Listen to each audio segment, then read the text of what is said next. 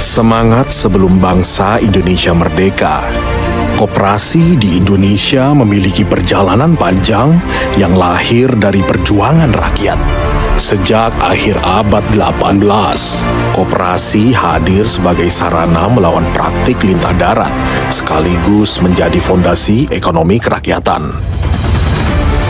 Pada 16 Desember 1886 di Purwokerto, Raden Arya Wirya-Atmaja mendirikan Hope and Spar Bank dengan model koperasi kredit Raiffeisen. Tujuannya sederhana, namun mulia, membantu rakyat keluar dari jeratan utang dan membangun kemandirian ekonomi. Dari sinilah, koperasi mulai dipandang sebagai gerakan ekonomi rakyat. Semangat itu terus berkembang. Pada tahun 1908, Budi Utomo memprakarsai koperasi rumah tangga untuk mendukung kebutuhan anggotanya. Lalu pada tahun 1913, Sarekat Dagang Islam mendorong lahirnya Koperasi Pedagang Bumi Putra guna memperkuat posisi ekonomi rakyat kecil. Dan pada tahun 1927, Gerakan Studi Club menjadikan koperasi sebagai sarana pendidikan ekonomi rakyat, menumbuhkan nasionalisme dan kemandirian bangsa.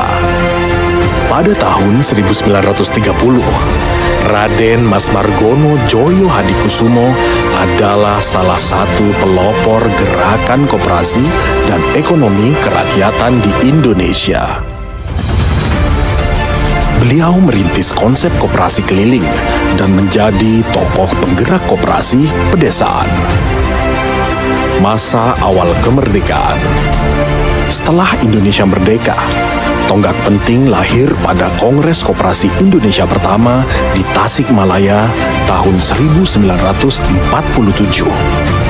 Kongres ini mendirikan Sentral Organisasi Koperasi Rakyat Indonesia, menegaskan gotong royong sebagai asas koperasi, dan menetapkan 12 Juli sebagai Hari Koperasi Indonesia. 6 tahun kemudian, Kongres Koperasi kedua di Bandung tahun 1953 melahirkan Dewan Koperasi Indonesia atau yang disebut Dekopin, memperkuat pendidikan koperasi, serta mengukuhkan Muhammad Hatta sebagai Bapak Koperasi Indonesia. Pada tahun 1980, Profesor Dr. Sumitro Djoyo Hadikusumo menjabat sebagai Ketua Umum Induk Koperasi Pegawai Republik Indonesia atau disingkat IKPRI hingga tahun 2001. Di bawah kepemimpinannya, IKPRI berhasil mendirikan Bank Kesejahteraan Ekonomi. Koperasi masa kini. Pada tahun 2014, Bapak Haji Prabowo Subianto menjabat sebagai Ketua Dewan Pembina Induk Koperasi Unit Desa atau disingkat INKUT. Setelah terpilih menjadi Presiden Republik Indonesia pada tahun 2024, beliau menjadikan gerakan koperasi sebagai salah satu program prioritas pemerintahannya.